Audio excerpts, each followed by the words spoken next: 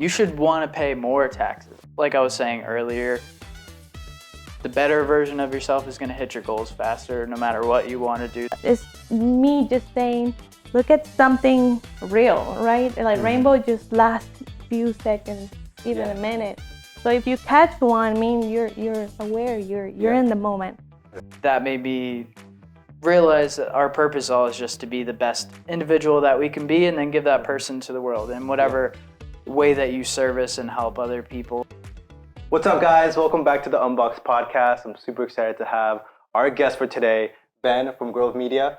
Real quick before we jump into it, you might be seeing a little change right over there. The blonde guy, he dyed his hair and he changed his and it's curly nationality. now. But our host Fernando isn't here today, so we're being visited by. What's up, guys? My name is Noel. Filmmaker here based in Florida as well, so super happy to be here with you all. Awesome. So he's going to be joining us, but before that, I'd love to know about you. Can you tell us a little bit about yourself and who you are? Yeah, for sure, man. So I'm based in more north central Florida, about an hour north of Orlando. And I own Grove Media, and I work directly with clients, like helping businesses with their content for their social media and website. And yeah, super stoked to be here to talk with you guys. Awesome. No, we're super excited to have you here. I've worked with you a couple of times before, and I think I've known you. It's funny because we've been going to the Orlando Filmmaker Meetups for a while now. So I feel like I've known you for like about a year. Yeah, a little over a year. I think it was January 2023. It's funny how like time flies. Yeah, we meet somebody and then and then you talk to them a couple times and then like, because I've known you for like 3 years. I've known you for like 4. So you're Dude, like 3.5 years now. What happened? How old are you now? 23. 23. I met him when I was 22.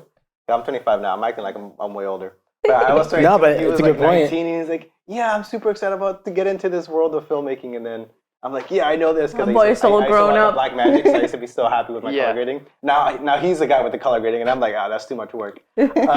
True. But I'd love to know more about you. Can you tell the audience like what your business is and why you got into business? So you can kind of go back and be like, why are you doing what you're doing? Yeah, absolutely, man. So I feel like I got introduced to video at a early age. My older sister was in TV production in high school, so I thought that was really cool because I got to be involved in some of those videos as a kid. So I did TV in high school, but I didn't take it seriously. I was more focused on sports or partying, whatever. And long story short, by the time like college came around, I had no clue what to do with my life. I was so lost and just really felt like I didn't have a purpose or I didn't know what direction I wanted to go. So kind of reverted back to what I like to do for fun, and that led to video. And to make another long story short, I started to make videos of the small concerts I was going to that led to music videos, that led to like weddings. And it was cool because you're learning and you're having new experiences, but it wasn't until I made a video for a business and that, they shared like, oh, we got business from this, we got more clients. And that was really rewarding and fulfilling, which led me to diving down the rabbit hole of marketing and sales and business. So since about 2019, I've been working with helping small, medium-sized businesses with content. And that's been a whole journey in itself. But yeah, so it's been about since 2016 that I really started to like pick up a camera. That's amazing. Yeah, 2016. 2016, it's been a minute. Yeah, for sure, man. Yeah. It's always, I love asking people that question because so many people have, every single person has such a different answer. Some people are like, when I was 8 months old, my grandpa dropped the camera on my head. I picked up the camera last week, and you're like, what the heck? So I love seeing the passions and the reasons people go into that world. I know you had a question similar. Yeah, it goes really along the way with like your timeline and things like that. I know that at first we're all exposed to pick up whatever it comes. Like you're lucky if you're in like music, and then this, and then you don't like that much that thing, and then it's a snowball type of thing. How do you think, or how long it took you to narrow back to, okay, now business is something that I can, put your mind in it? Yeah, it took about 3 years to really learn that businesses need video for social media and for marketing to help them get more clients. Like I didn't even know what marketing was at the time, really. So that started to open up my mind when I was on YouTube, like how do you get video clients or whatever. And really I found a Facebook group that was life-changing, actually, just being in this group where they talked about business, they talked about sales. It's actually how to sell video production services at higher rates. So it was all about business. Like it wasn't about gear or anything. So I feel fortunate that I started off my journey wanting to learn business and like the marketing side of it, the sales side of it, and not so much the technical. And then eventually that kind of catches up over time. You know, you learn and get more experience. But it took time because even though when I started, it's not like you just get it right away. You know, you feel like I was starting off like a year or two, starting to get clients and things like that, but you're really not confident in like what we're offering. But the more that you understand business, the more that you start to have these experiences, you understand like how valuable video is for these businesses or how valuable it is for these people to market themselves or stand out from other people online. So it's been a journey for sure. And I'm pretty sure you have had the biggest changes in technology too, because like now from what social media used to be for to what it is right now is such a change and fast pace. But I think it's great. I mean, to have strong basis on something for me is I got in the same snowball, like, oh, I shoot photography, then a wedding, and then from a wedding this and that and many type of gigs. But then when I start hastening it, I'm like, I want to focus in branding. And that only took all the weddings, all the other gigs to kind of put me on, oh, this is a need and I can provide that. So I love to hear how you did and how businesses, it's important to understand the back of the actual scope because video is for everyone. I feel like it's very expansive. Like you could be doing real estate for your whole life. You're doing weddings, you could be doing commercial, you could just be doing social media content. Everything has their niches, and that's how I think everyone starts a similar way of like you just do everything. Yeah, I'll for see sure. this everything, and dude. I started with like a bunch of short films, and then a bunch of weddings, and a bunch of just small corporate things, and you realize I don't like some of this stuff. This still seems a little stressful. Yeah, exactly. The bride's shoving her fist on your throat, like, why didn't you record this? My favorite thing, and you're like, oh my god, I don't really like this. Or like weddings are very repetitive. Like I don't knock people who do weddings, but that's one thing I didn't like about it. I feel like, all right, I've done 10 of these and they're all pretty similar and it's a long day. And Super long. Wow. Summer wedding. Your white shirt is all like sweated and seep through. Yeah. I charge an extra rate for summertime for sure. Yeah. Just because it's hot. Like years ago, I was like, I'm gonna start charging a summer rate. If you want me outside in the summer, I'm gonna have to charge you a little 10% extra. Yeah, that's smart. I know you had a wedding background. Yeah, dude. So for the longest time, like it's similar to like the same story. Like you start doing just everything, baby showers, you shoot your cousin's dog, you do portraits and all that kind of stuff, and you find your way through things. So similar to you, like I started with weddings too as well. And like you said, like after a while, you're just like, man, this is pretty much the same thing every single time. And as a creative, I feel like over time it can become difficult to get out of that because when you're creative, you can't be creative when the thing is the same thing over and over and over again, so it's tough. And to be back to creativity, again, it's not about all the shot and how cool you make it look, it's how you make your brain work towards something. Like businesses, how to achieve that the video will actually impact, or how would a branding will make a small business attract more people, or even a commercial, things that you like. It's like more about to put the pieces together, because a lot of people will think, oh, well, I don't like this, but there's so much for everyone, and there are people that are very creative to take a different take every time they go to a wedding and make everyone happy, and that's their life and they're fulfilled, and that's great. But it doesn't work for charge everyone. a lot too. You can make some good money with it. It's true. Jumping off that, I feel like it's always to the balance of like how much you're getting paid, because you could want this and you could want to be creative, and then you realize, damn, I'm getting paid $500 and I'm doing all this stuff technically for free just for me to be there on the shoot, and then it looks better, and that is like a commitment of like, okay, like my portfolio. It's that balance of like being a creative of like you can't just get money and then not have a portfolio. Sure. But you can't only get a portfolio and never get paid. But sometimes people get in that rough where like they don't learn too much about the business side, and then they're only the technical side, and then they're doing all these jobs for low rates, even though they're way better than someone that's charging double. You said you've been doing the business side for like around 2-3 years? Yeah, since about 2020, and then in 2022 I worked at an ad agency, so I kind of had a break there, but overall about 4 years 4 or years? so. Yeah. So from where you started off to where you are now, what are some like tips and tricks that you learned along the way that's really benefited you or benefited your business in getting those like techniques to get those clients? Yeah, so when you're talking about people who are more the technician mindset, but they may be really good at what they do, they may make a quality video, but they're not getting paid what they're worth. You have to learn sales. That's the simple answer, but you have to learn how to ask questions, ask the right questions, and basically like solve a problem for a business. Like that's what they're paying you for. Like they're paying you for a result. They really don't want a video. They want the result that the video is going to get them. Yeah.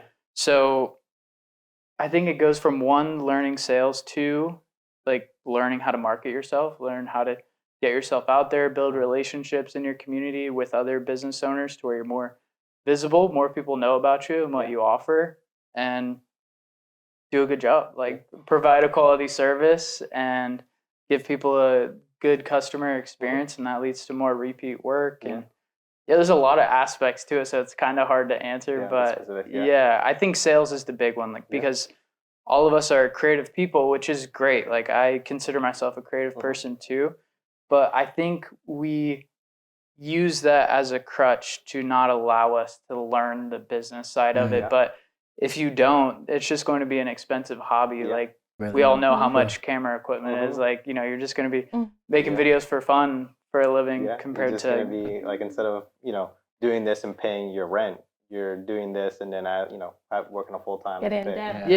Getting in debt, exactly. Yeah, for sure. Stress of Dude. And how was that transition between like going from concerts to learning that kind of language to then learning the wedding kind of language to now learning like the business kind of language? Because you speak to these different audiences and people completely differently, Yeah, it's interesting because like the music video stuff, I was just hanging out with my friends. Like I happened to make friends of people who are already making music, which was cool. I mean, I was basically just doing it all for free, kind of like very little super low budget stuff. And then I had very little experience doing weddings. It was kind of just like family, friends, or things like that. So I don't have like an extensive experience with weddings as far as like selling those jobs and things like that. But honestly, I felt like I gravitated more towards people who were business owners naturally. It didn't it was intimidating because you're like, who am I talking to these business owners who may make millions of dollars a year? They have this big company and you're just somebody who's like, you're trying to convince them they need you. I get it. Like, Tough. So like an hour ago, you were in your bedroom and then you just put like a suit and you go to this place. Yeah. I never rocked the suits, but no, I totally get what you're saying. Like you're trying to like look a the little bit part. more fancy, more professional. And no, it can be tough for sure, but I think the more that you just understand the value that we're providing, then that makes you more confident, the more experience you get. And then, just like understanding questions and how to talk to people. And I feel like networking helped a lot because you're just like putting yourself into an environment where you have to just kind of fit in, if that makes sense. Like kind of just learn how to conversate with these type of people. Do you think that's like the biggest benefit you've got? Do you do like in-person networking? Do you go to the events? Is that how you've connected with people the most? Not anymore. So when I first started, I did a lot of networking. Like the first 2 years, I was in BNI, where you meet every week and you network and pass referrals. And I was at the Chamber of Commerce. I didn't network a few times a year just because, like, if I think it's a cool event or something like that. But no, not really anymore. I think I have benefited from, like, you network in person, you meet someone, then you follow each other on Instagram or you're friends with them on Facebook, and then they see your content over and over. So then they see your content, they see what you're talking about, and then they reach out to you. That's kind of been, I'd say, the main way I get business outside of referrals and clients referring you and things like that. Nice. So is that your biggest part? Is more referrals? Is that how you get your newer clients? Referrals, and then just like what I was saying, like people reaching out to you, like they see your content over time, or you kind of just make a personal connection with them. Like you're not trying to sell them on social media, but you kind of just start that relationship, or maybe you met them once in person somewhere, and then you kind of just stay connected online. I see a lot of the referral, because I think most of the people we've asked here say the same thing, that referrals out of, you know, providing a quality content, good customer service, and then sometimes you worked with that person 3 years ago, but then you get an email, hey, this so-and-so recommended me to you. You're like, damn, I haven't seen that person in a while. I got to buy them Yeah, here. Yeah. dude, Yeah. word of mouth is so Last powerful. loss and 100%. impression are so important. Yeah. But I mean, you don't know from where it's gonna come, but I feel like if you put the best you could do for somebody, and they appreciate it, that For comes sure. like snowball again. Yeah. Yeah, it's all Definitely. about the experience people have with you Yeah. outside of like getting results with the video and all that stuff. But I feel like if they enjoyed the overall experience working with you, like that's huge because like, oh yeah, like they made me feel comfortable on camera or like they were a lot of fun. Like I think those things go a long way. Totally. Yeah.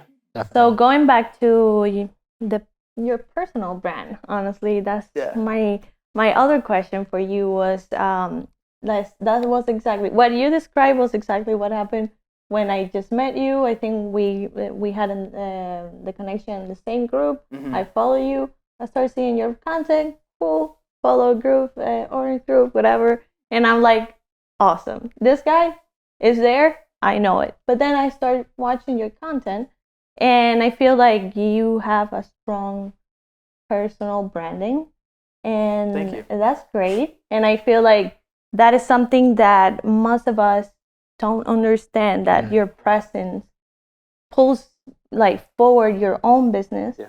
And also your mentality is crazy. Yeah. To think that you can't get it wrong, because we're talking about yourself, and so to ask somebody to be themselves is hard. Because like they're gonna judge me or whatever.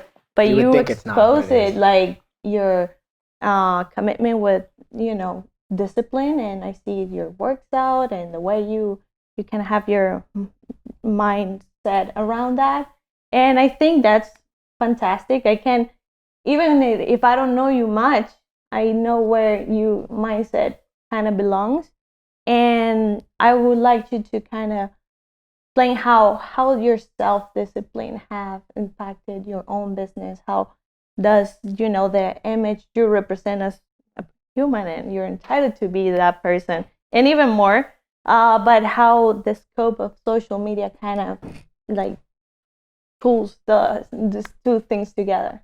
Yeah, as far as discipline goes or my personal development journey, I think it's everything as far as the growth that I've had, because I basically started like late 2019, 2020. And then those first 2 years of business, 2020 and 2021, like I was struggling. Like I'll be transparent. Like it was, you know, you're just trying to figure things out, which is normal. You're just starting out, learning everything about how to run a business. But at the same time, I was very undisciplined. I was drinking all the time. I was partying. I think the best way to describe it, I was very emotional. Like you get attached to, oh, this person doesn't value video, so then you're not confident in yourself and what you offer. But in late 2022, I went on like a whole personal development journey. I lost 34 pounds in 6 months. I've been sober almost a year and a half now, and I think that's everything as far as the growth that I've had in my business, because you're a lot more confident in yourself when you're on your regiment every day. And I'm not perfect, but I think that's huge, because a better you is going to get to your goals faster.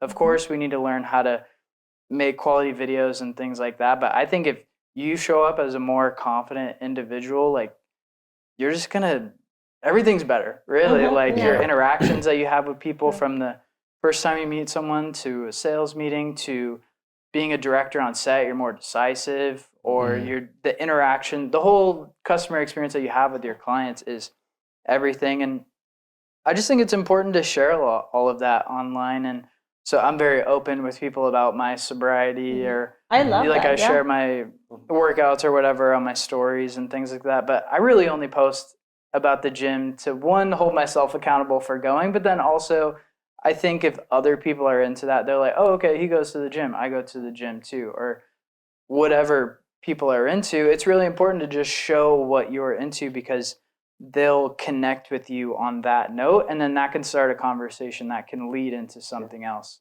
So So has doing that, like, have you seen a change in the people around you on the online space for social media? Like, Because how long have you been posting the self-discipline content?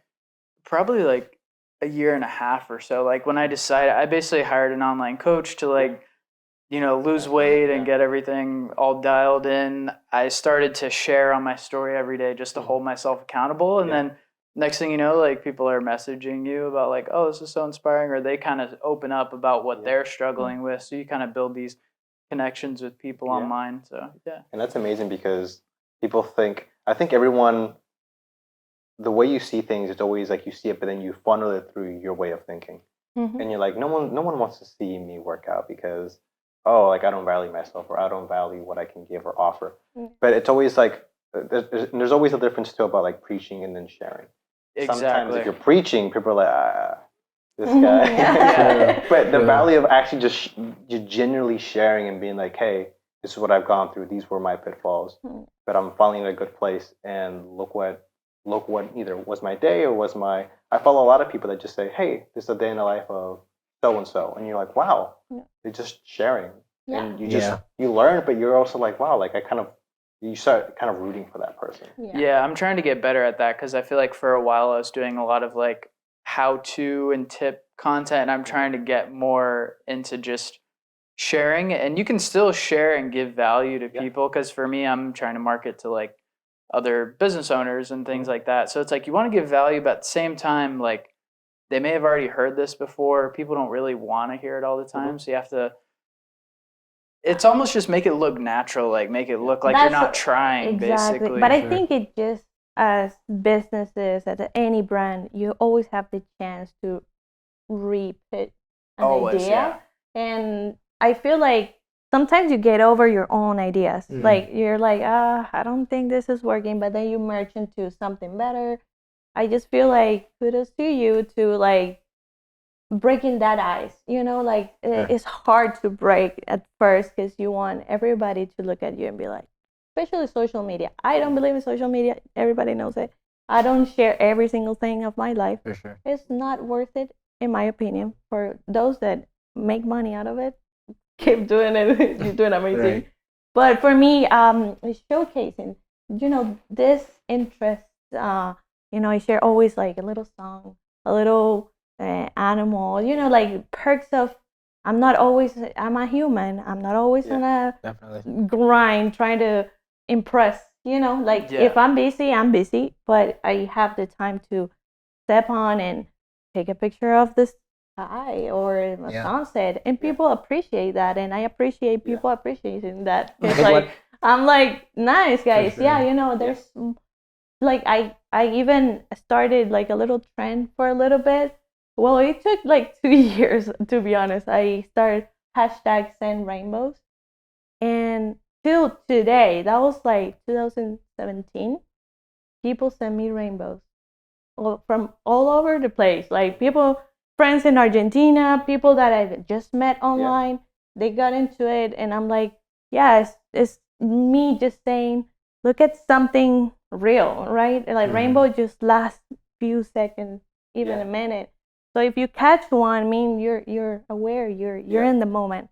So you're it's just like creating that connection with other people. And then I just create a whole connection. I'm like, thank you so much. I love that, the world, everyone. But I don't do that like right now every day anymore. But it's just the thing of like exposing something that you care and attracting people. And then Sue Haas has the same amount of passion. That's cool. Yeah. I know you had something you wanted to. Yeah, I was just gonna ask like the what drives all of the self-discipline, the business, all that kind of stuff, right? Because is it family? Is it just because you want to see that personal growth?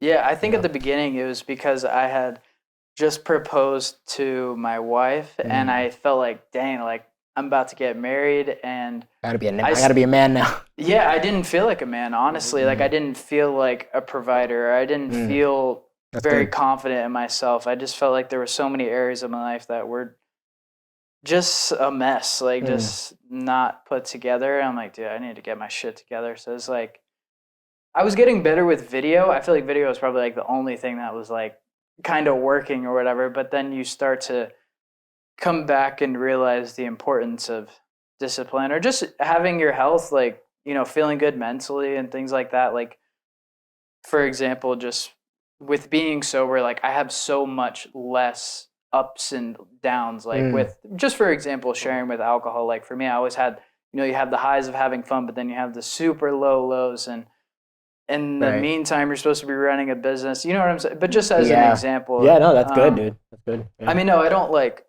love doing it all the time. It's not like I'm like super like hyped up about doing it or whatever, but you just kind of, you build a habit and you just keep going. And well, that was why I asked the question, because it's easy for things to get repetitive and then feel like you're losing kind of that love for that thing. But then like you kind of remind yourself like, oh, well, what's the root that made me start? Sure. And like in your case, like talking about like, your health and all that, but the fact that you like now propose to this woman, therefore like you need to, you know, step up a little bit more in certain other ways, whether that's financially or just like, you know, like you said, like I feel like you're a provider and all that kind of stuff. So yeah, it's good, man. For sure. And it was cool too. Like I feel like hiring the coach too opened my eyes of understanding what our purpose is, and that made me realize that our purpose all is just to be the best individual that we can be, and then give that person to the world in whatever way that you service and help other people. So being healthy, being sober, being, you know, all these, trying to be the best version of ourselves, like that's what we're supposed to do. That's what I believe. And so that's kind of just what drives me to keep going, you know, because it's very easy to, like, if you're married, you're in a relationship, it's very easy to just fall off and get very comfortable. So that's a part of the driving factor, but it's also just being the best version of yourself. Like that's what we're supposed to be. So I also think too, it's just like people think that, like, for example, like if they choose not to go to the gym, they think they chose, like, I didn't make a choice, but you did make a choice of just either laying down on your bed or doing something distracting, or I mean, sometimes, you know, if you're spending time with your family, you're making that sacrifice. But like, it's the value of habit. You could have good habits, you can have bad habits, but we all kind of slightly lean back into our habits. Sometimes people have subconscious habits they don't even realize. Or sometimes you ask somebody like, "Why do you hate that person?" It's like, I don't know, I just hated them for so long. Then I just have to hate them. It's like, why?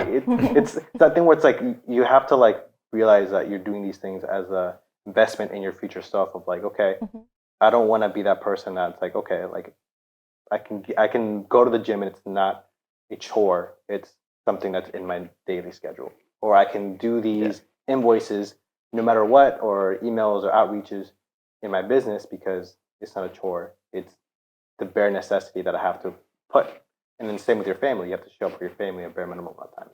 Yeah, you got to remind yourself to be grateful that you have the opportunity to do these things. And it's like a constant reminder. I'm not going to act like I love to go to the gym. I really don't. Like, you know what I'm saying? It's like, or like you were talking about, like boring stuff in a business. You don't want to do it. Or like today, like I'm behind on my taxes or whatever. So I had to go to my accountant today and I didn't want to go, but I'm like, fuck, bro. But then also I'm like, you know what? Like, you just have to remind yourself to be grateful of your life, and you know what I'm saying? Like a lot of people have it worse. I don't know a single person that likes to do their taxes, dude. Especially when you're a creator, bro. It's like this past month, because like I'm not gonna lie, like I think in the last 3 months of 2023, I got bad at the gym. I stopped going. I used to go like 4 days a week, and I stopped going because I was running around doing a bunch of stuff. And then because of taxes, man, taxes are stressing me so much. I'm just gonna go to the gym. I just have to go to the gym. And I've been like, wow, I've been so dedicated just because I've been like stressing. I'm like, I either lay in bed and stress the hell out on taxes, or push some weights. I had to remind myself today. I've heard that you should want to pay more taxes. That means you're making more money. Like you should be grateful that you have the opportunity to have a business and be able to pay taxes. So that's just on my mind because I heard, like, I was doing that today and I heard I made money. I need to pay more taxes. I'm trying to pay the most taxes. Like, damn, I had to pay $10K this year versus 8. Well, I guess I'm making more money. I mean, that is a good way to look at it. It's a good mindset. It's always you always ask like, what the fuck did that money It's a perspective. What did I do with that money? Oh yeah. No, but I think that's important, dude. Like with business, with self-help, with taxes, everything. Like it's just, it seems like you start at the mindset, and from there, everything else changes. You know, 100%. I think there's. I don't know if you have read Creative Act, but they have like one chapter is about good habits that help the creative flow really happen, and the guy explained how he train people to even put their socks well to not like make them feel uncomfortable in their feet and then go work.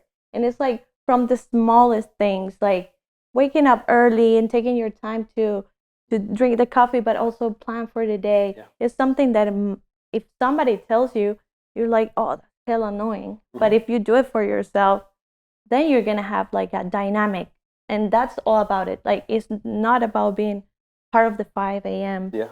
Club. It's the little things. But if you are the 7 a.m. club or the 8 a.m., meaning you're ready to be productive. And I think there's two things about, pulling through a project, just like a creative project or a whole business. It's like no one is going to make it for you.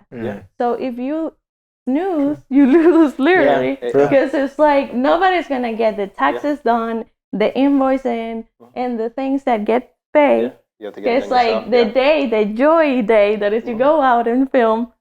It's just hours of work, and then the after work you gotta be really, really disciplined. So if you get it through working out, it's good. I think people simplify everything in the world. They go like, if I just do this, my whole life's gonna be fixed, or if I just own this, my whole life's gonna be fixed.